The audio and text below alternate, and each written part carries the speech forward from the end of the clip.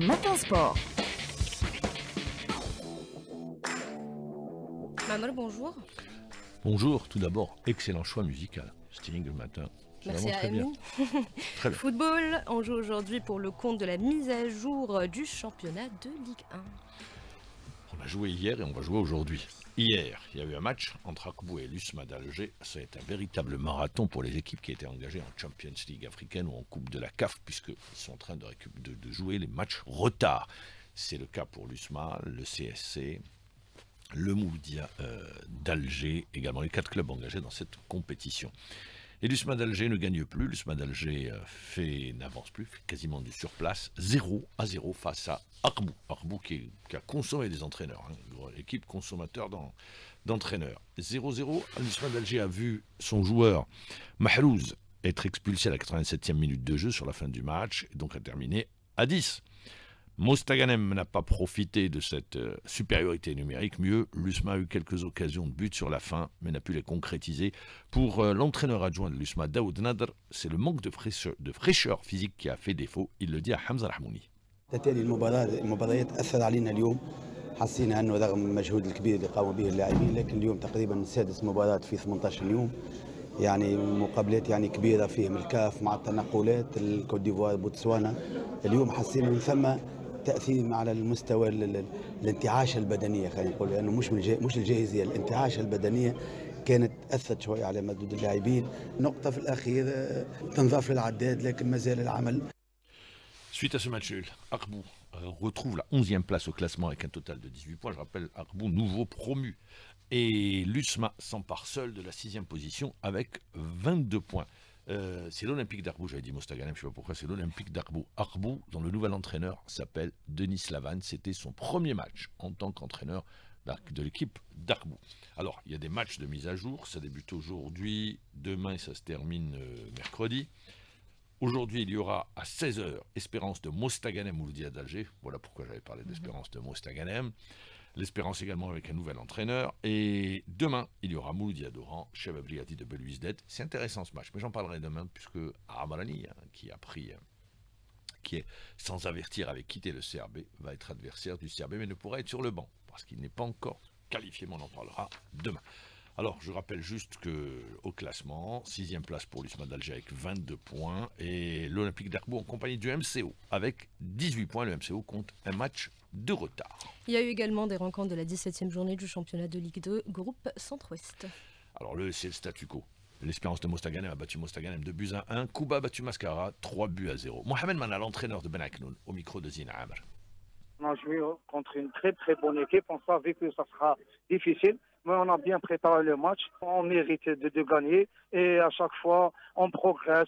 Je crois une victoire, une première place méritée amplement. Je salue fort mes joueurs. Je leur souhaite beaucoup de courage et beaucoup de réussite dans les prochains matchs, Inch'Allah.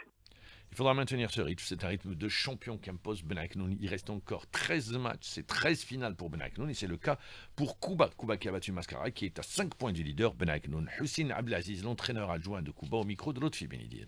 J'espère pas tomber dans les regrets parce que les regrets, c'est les points qu'on avait perdus durant la phase aller. Donc il y avait certains exploits, il y avait certaines joies à la fin du match. Donc on menait 3-0, on a eu l'information sur le run de Mostaganem à égalité. Enfin, donc, le combat continue. Si on doit être champion, il faut bien souffrir, il faut bien travailler. Et surtout attendre un faux pas de Ben Aknoun, ce qui n'est pas du tout évident. Le reste des résultats, l'Alba et Coléa ont fait match nul 2 buts partout. L'Azmo, le SCAF, match nul 0-0. Victoire à l'extérieur d'El Biar face à BHD 2 buts à 0. Saïd Al-Nehd 0-0. Tiarat Temouchent 1 but partout. Et pas de vainqueur entre Wetzli et Chelia 0-0.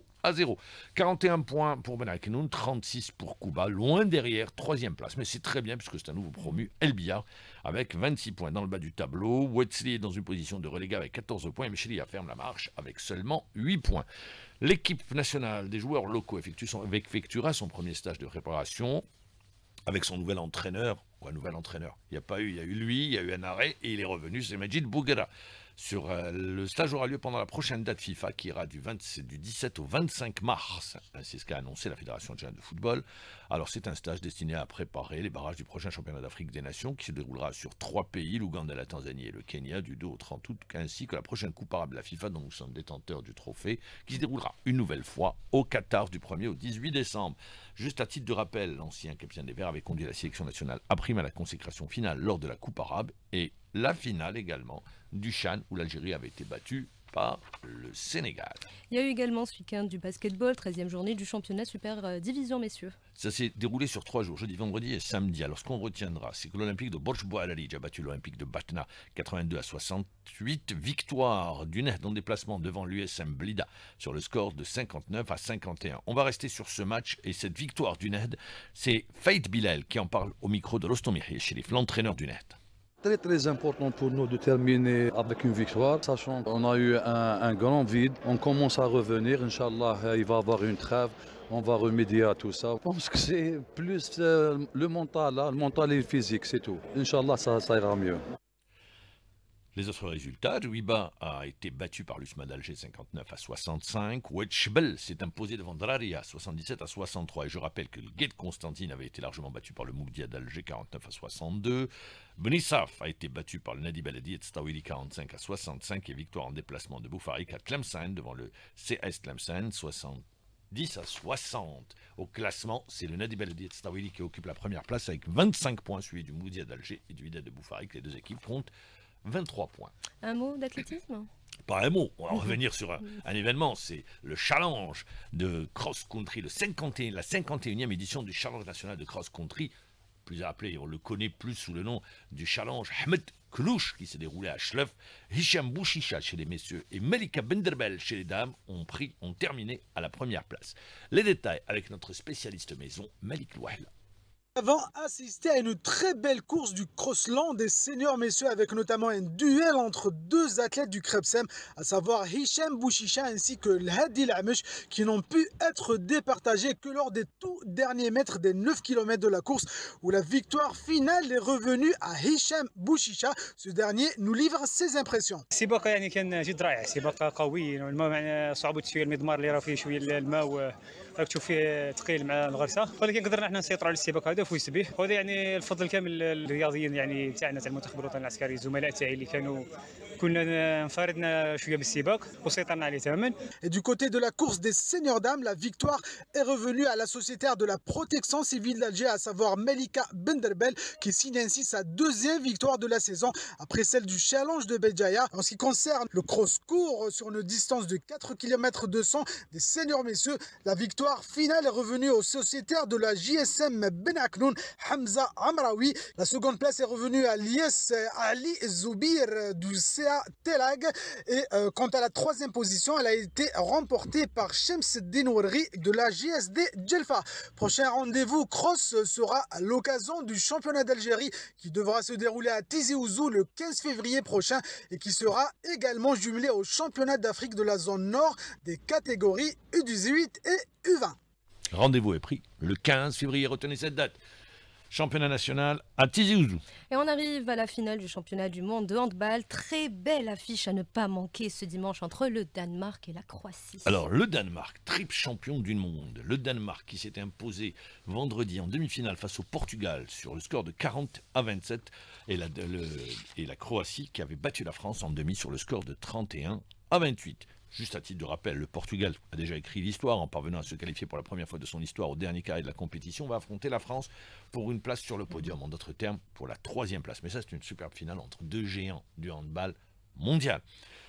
On va juste remuer un peu le couteau dans la plaie pour rappeler que l'Égypte, meilleure équipe africaine, plus grande nation aujourd'hui du continent, sur le continent, 5e mondial. La Tunisie, 22e.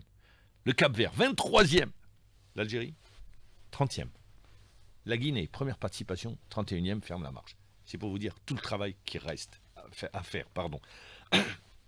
On va enchaîner sur les championnats étrangers. Alors, on a joué hier, on a joué en Angleterre. Et voilà, Nottingham Forest, après avoir reçu, je le dis bien, reçu une sacrée déculottée lors de la précédente journée, ils se sont dit, eh bien, on va se faire une revanche. Et ils ont gagné 7 à 0. C'est la première fois depuis un siècle que Nottingham inscrit un tel résultat, marque 7 buts. 7 face à Brighton. Liverpool affrontait Bournemouth. Bournemouth restait sur 11 matchs sans défaite. Eh bien hier, Liverpool s'est imposé 2-0. 2 buts inscrits par qui? Mo Salah. Ah, il est en forme, Mo Salah. 21 buts depuis l'entame de la saison. 19 matchs sans défaite en championnat, Liverpool. Une seule défaite depuis l'entame de la saison. Ils avaient été battus par Nottingham. Everton s'est imposé 4-0. Eh bien oui, belle équipe d'Everton qui a battu Leicester. Leicester n'avance pas. Leicester fait du surplace. Et belle victoire donc pour l'équipe d'Everton qui a retrouvé son ancien entraîneur. On va enchaîner également avec aujourd'hui le choc. Retenez bien, Arsenal qui sera opposé à Manchester City. L'Espagnol de Barcelone a battu le Real 1-0. Eh bien oui, ça s'est joué à la toute dernière minute.